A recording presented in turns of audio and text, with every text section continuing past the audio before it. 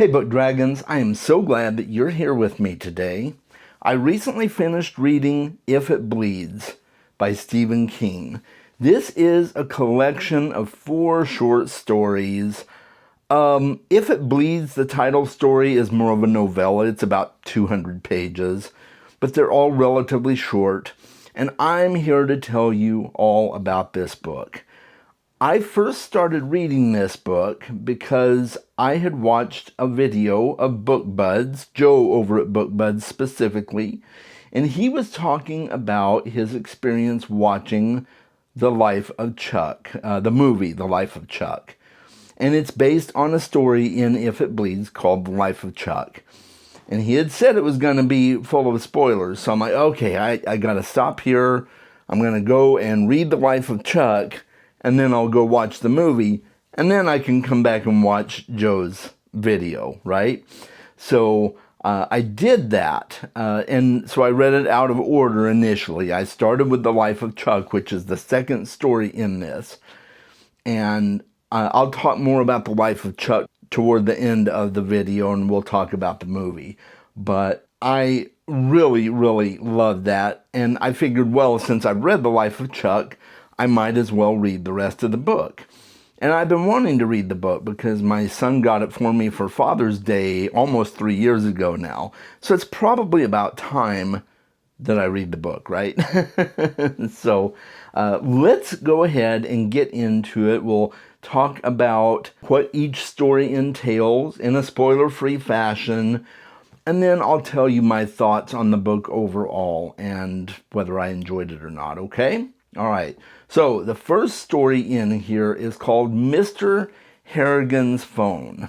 And this is about an older gentleman who has retired from the corporate world, and he bought himself a place in a really small town, and he pays one of the local boys to come in and help him, water his plants and to come and read him stories. So the boy gets something out of it too, because the boy gets to read books and improve on his reading skills and everything. So he goes over and he reads to Mr. Harrigan, right?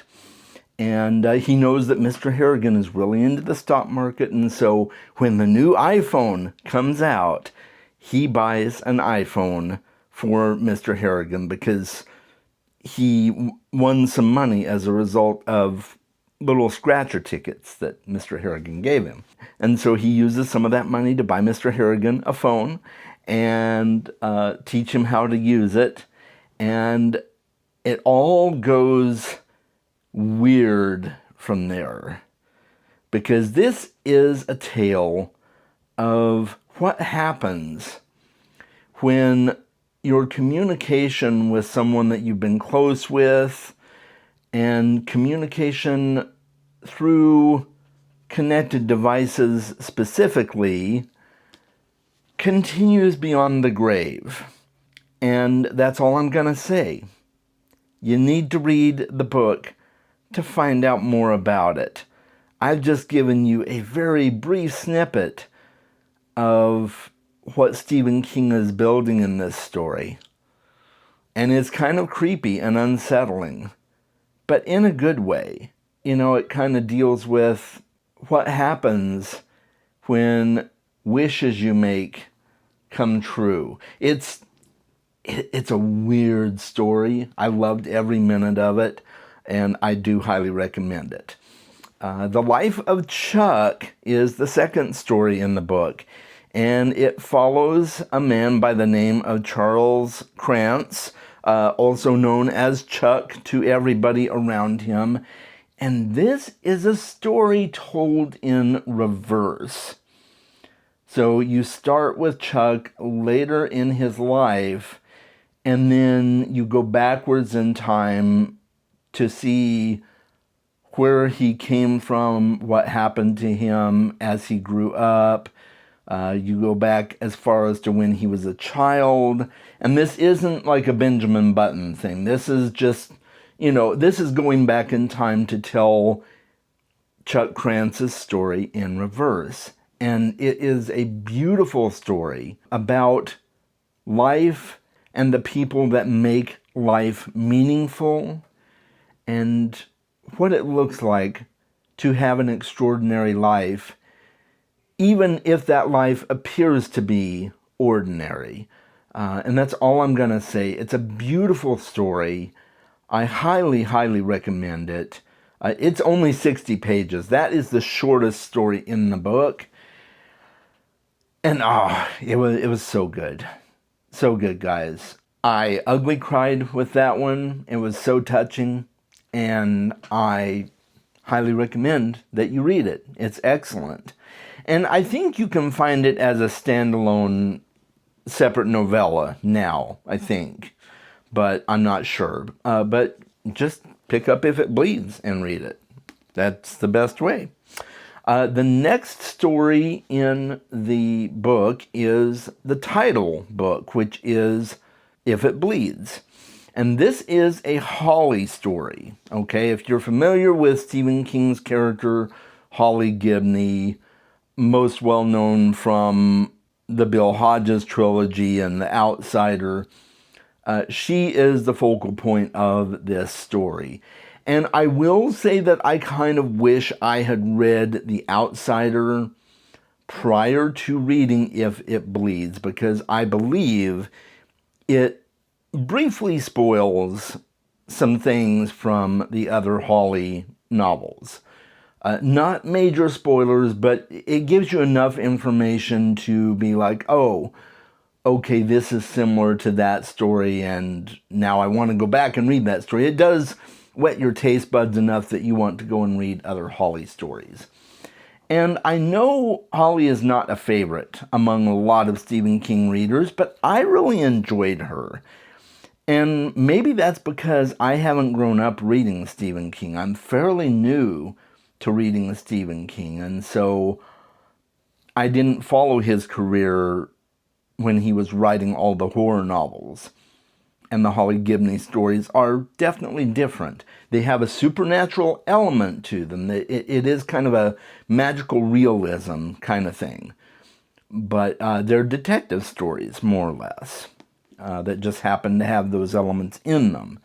So If It Bleeds is a short story. It's about 200 pages, so it's a novella length, following Holly, and she's at her detective agency going through her normal routine, and she happens to stumble upon what she thinks is another outsider. Just briefly, if you're not aware of what an outsider is, they're basically a energy vampire, a psychic vampire. And so, they feed on the pain of other people. So she discovers what she thinks is another outsider who is causing things to happen because things are not happening fast enough and they're getting hungry. And so now they need to create ways that they can feed. That's all I'm going to say. But it is a really, really good story. I had a fantastic time reading that story. And it's interesting to get to know the character of Holly a little bit, to see some of her quirks and to see some of the relationships in her life and how she interacts with them. And you learn a little bit about things that have happened to people that are close to her, and maybe that's a reason why she doesn't try to get close to many people. So it's definitely a slice of life story in a way, but it centers around this event that happens that clues her in to the existence of another outsider, which makes me want to go and read The Outsider now, because I've not read it. I know there's a TV adaptation of it as well that I will probably watch after I read the book.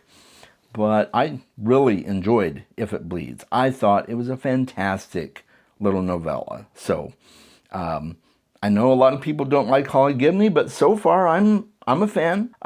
Is she as good and interesting as other Stephen King characters?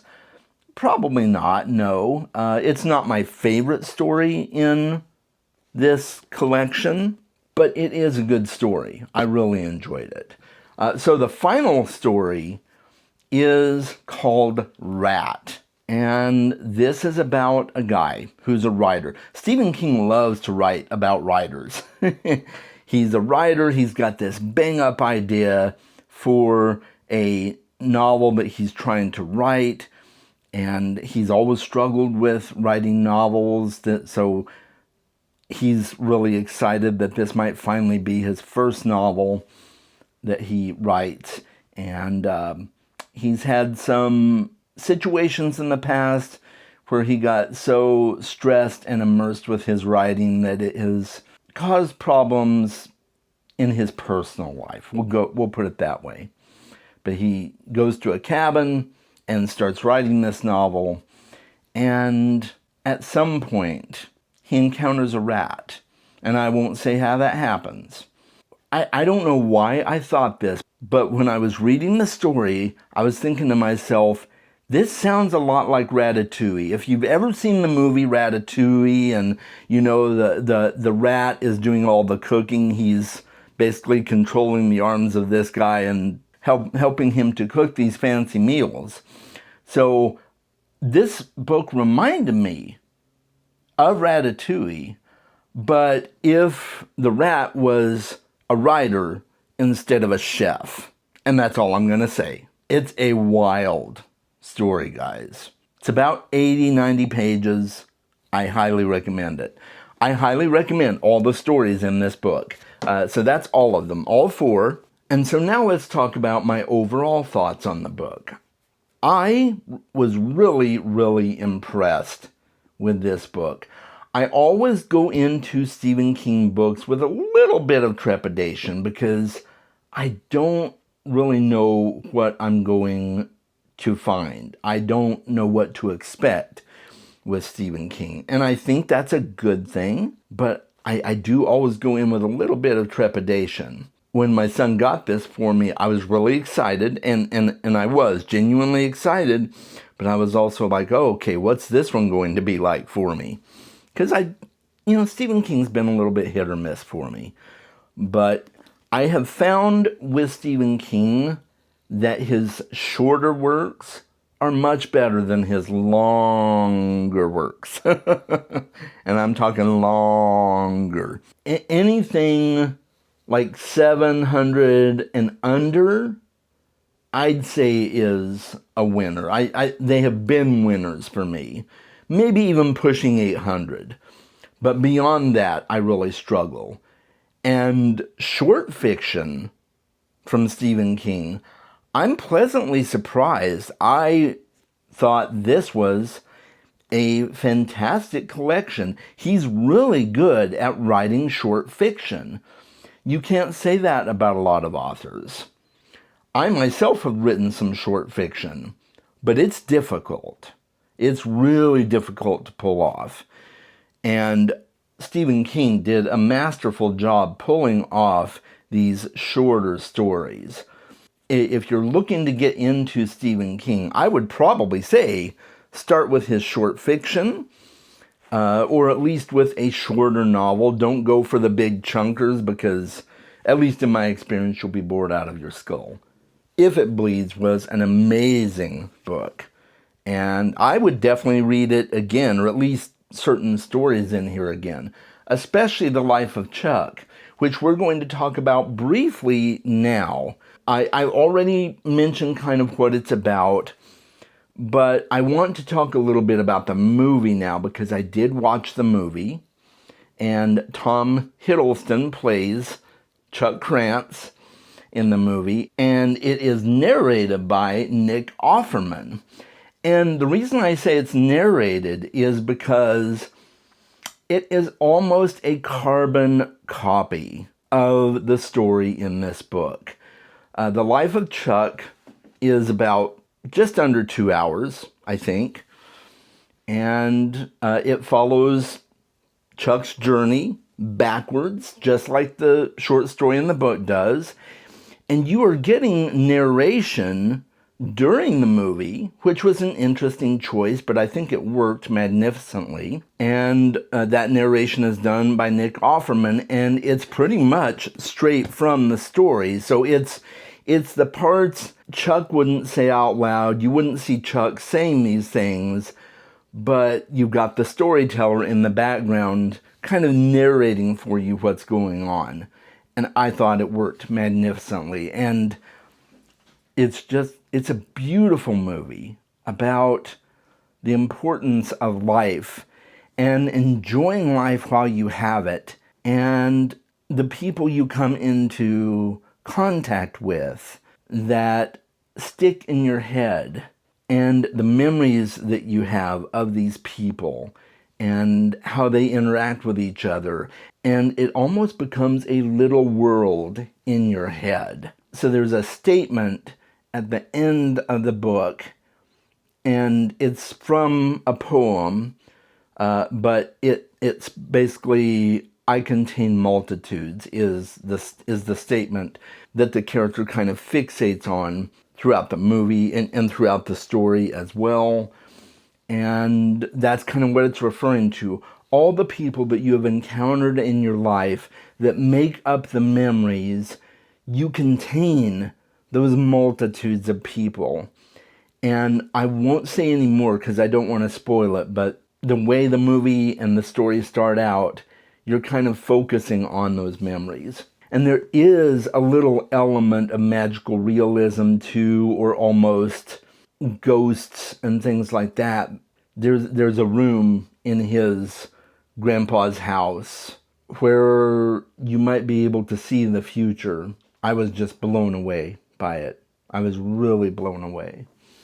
So I highly recommend not only reading The Life of Chuck, but go and watch the movie. It was a fantastic adaptation, almost word for word. It's a Mike Flanagan movie. Mike Flanagan is the director, and you've heard me say before, he's one of my favorite directors. He can do no wrong, in my opinion, so go and check it out. And that's all I've got to say on this. To my knowledge, there are not adaptations of any of the other stories in here. If I'm wrong, let me know in the comments below. And also, let me know if you read this book, if you read some of the stories or all of it, or if you haven't, let me know if you're interested. Tell me about your journey with Stephen King and what your experience has been like. Are you a constant reader, a completionist, or are you just kind of a casual pick and choose type of person? I've kind of been a pick and choose type of person, and that's probably how I'll stay, but let me know in the comments below. I'd love to talk with you. And I hope if you are interested in watching more of my content, you will check out the end screen here. And until next time, guys, make sure and read more books. I'll see you soon.